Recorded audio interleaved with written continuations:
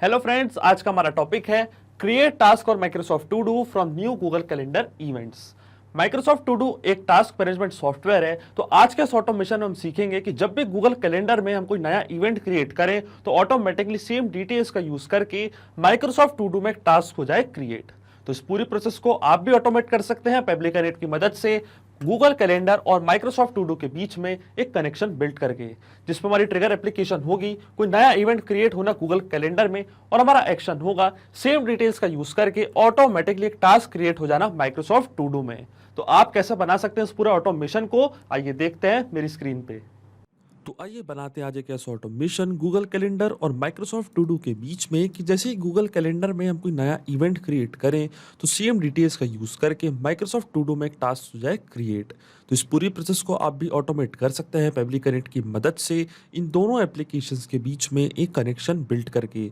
चलते हैं new tab पे, आप देख सकते हैं ये है पेबली का लैंडिंग पेज। पेबली एक बहुत ही ज़्यादा अमेजिंग सॉफ्टवेयर है जहाँ मल्टीपल एप्लीकेशंस को कनेक्ट इंटीग्रेट कर सकते हैं। अगर आप नए यूज़र हैं तो जाइए साइन अप फॉर फ्री पे, जहाँ आपको हर महीने मिलेंगे फ्री टास्क ऐसे ऑटोमेशन क्रिएट करने के लिए। अगर आप एग्जिस्टिंग यूज़र हैं तो क्लिक करिएगा साइन इन पे।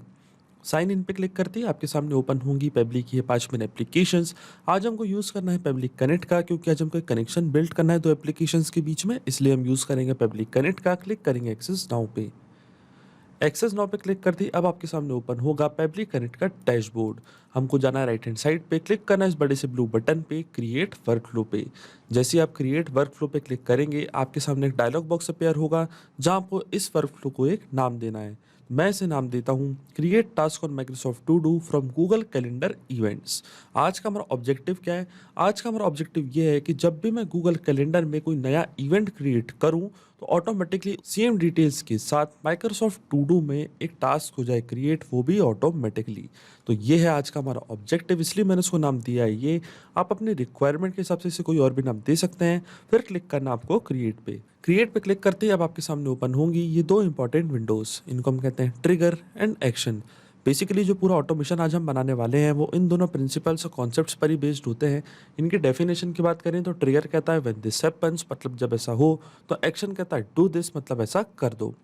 तो आज की हमारी ट्रिगर एप्लीकेशन क्या होगी? आज की हमारी ट्रिगर एप्लीकेशन होगी गूगल कैलेंडर। गूगल कैलेंडर में जैसे कोई मैं नया इवेंट क्रिएट करूं तो मैं चाहता हूं ऑटोमेटिकली मेरा वर्क फ्लो ट्रिगर हो जाए और सेम डिटेल्स का यूज़ करके माइक्रोसॉफ्ट टू डू में एक टास्क हो जाए क्रिएट। और ट्रिगर इवेंट यहाँ से सिलेक्ट करेंगे आप न्यू इवेंट। गूगल कैलेंडर में जैसे कोई नया इवेंट क्रिएट हो तो हम चाहते हैं कि जो हमारा ट्रिगर है वो वर्क करने लग जाए। क्लिक करेंगे कनेक्ट पे और अब गूगल कैलेंडर के अकाउंट को कनेक्ट करेंगे हम पेबली कनेक्ट से। जाना है हमको एड टू कनेक्शन पे, फिर क्लिक करना है साइन इन विद गूगल और यहाँ से हम चूज कर लेंगे हमारा अकाउंट।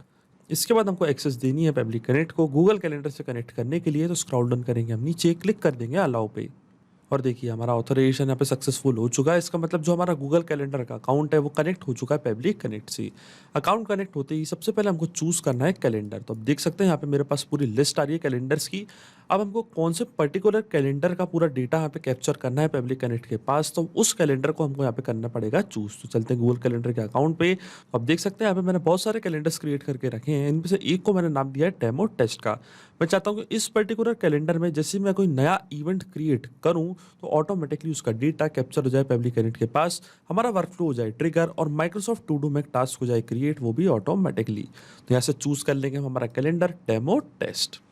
अब save and send test request के बटन में क्लिक करने से पहले हम एक इवेंट क्रिएट करते हैं गूगल कैलेंडर पे। तो आप देखेंगे जो हमारा लास्ट अपडेटेड इवेंट रहेगा, जो रिसेंटली क्रिएटेड इवेंट रहेगा, उसकी सारी डिटेल्स ऑटोमेटिकली पेबली कनेक्ट के पास हो जाएगी कैप्चर। तो चलते हैं गूगल कैलेंडर पे और यहाँ पे एक इवेंट करते हैं क्रिएट। तो मान लीजिए 20 मई 2023 को मैं एक इवेंट क्रिएट कर रहा हूँ, तो मैं क्लिक करूंगा 20 पे, फिर क्लिक करना आपको इस क्रिएट वाली बटन पे और जाना है इवेंट पे। तो देखिए यहाँ पे एक इवेंट हम करते हैं क्रिएट। सबसे पहले इसको प्रोवाइड करना है टाइटल। तो देखिए ये है मेरे इवेंट का title, new short film shoot Saturday 20 में 11 AM से 12 PM के बीच में। फिर एक गेस्ट यहाँ पे ऐड कर देते हैं हम। तो देखिए यहाँ पे मैंने एक डमी मेल आईडी टाइप कर दी है demo@peblitudes.com। इसके बाद आता हमारे सामने लोकेशन। तो लोकेशन यहाँ पे हम ऐड कर देते हैं। तो मान लीजिए लोकेशन है इंदौर, ये हमारी लोकेशन इंदौर मध्य प्रदेश इंडिया। फिर आता है डिस्क्रिप्शन, यहाँ पे एक टाइप कर देते हैं डिस्क्रिप्शन। तो देखिए ये है मेरे इवेंट का description, a new short film shoot is scheduled to happen in Indore from today.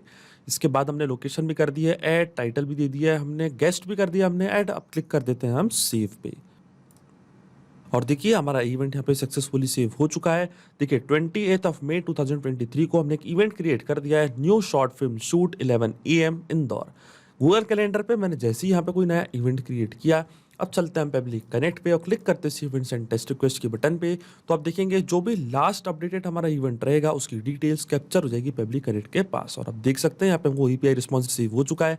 तो ये था हमारे इवेंट का title, new short film shoot, status दिखा रहा है कंफर्म। स्क्रॉल डाउन करते नीचे, ये थी हमारी लोकेशन और ये था हमारे यूजर का नाम या गेस्ट का नाम जिनको हमने किया था इनवाइट।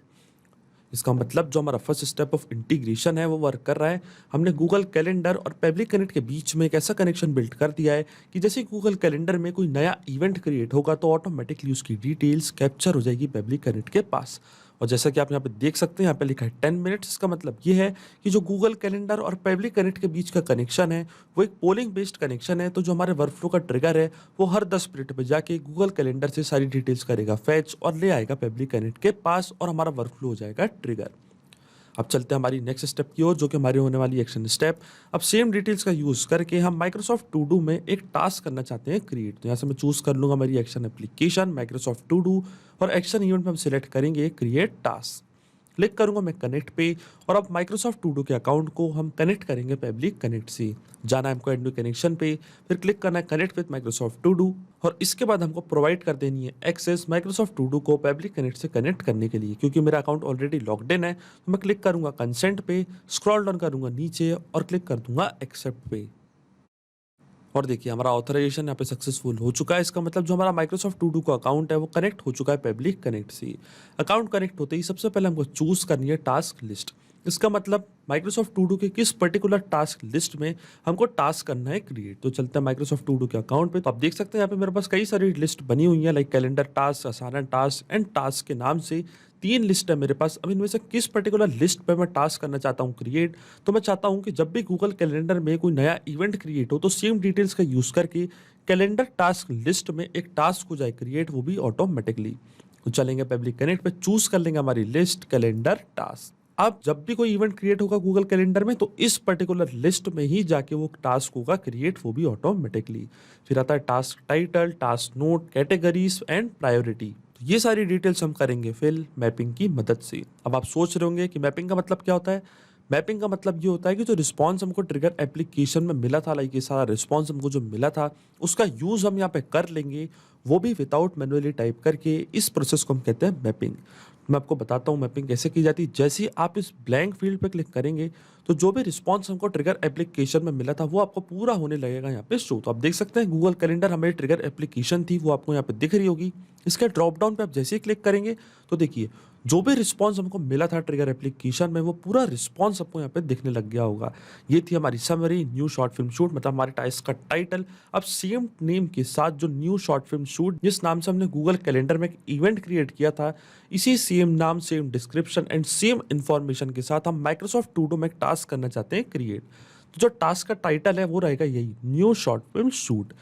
सेम नेम के साथ जो हम जिस नाम से हमने गूगल कैलेंडर में इवेंट क्रिएट किया था उसी नेम से हम एक टास्क क्रिएट करना चाहते हैं माइक्रोसॉफ्ट टू डू में। तो ये मैंने यहाँ पे कर दिया मैप। फिर आता है टास्क नोट, तो इसको भी हम कर देंगे मैप। वापस क्लिक करूंगा मैं इस ब्लैंक फील्ड पे, क्लिक करूंगा इसका ड्रॉप डाउन पे और यहाँ से मैप कर देंगे हमारा डिस्क्रिप्शन। तो देखिए ये था हमारा डिस्क्रिप्शन मतलब नोट।